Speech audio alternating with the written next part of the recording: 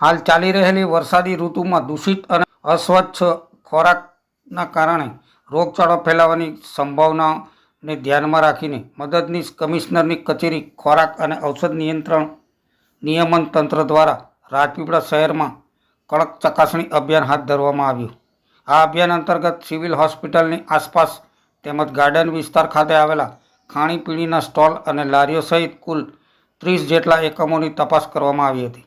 તપાસ દરમિયાન વેપારીઓને ખાદ્ય ચીજવસ્તુઓ હંમેશા ઢાંકીને રાખવા, સ્વચ્છ અને ક્લોરિનેટેડ પાણીનો જ ઉપયોગ કરવા તેમજ ખાદ્ય ચીજવસ્તુઓ તળવા માટે વપરાતા તેલને સમયાંતરે બદલવાની સૂચના આપવામાં આવી.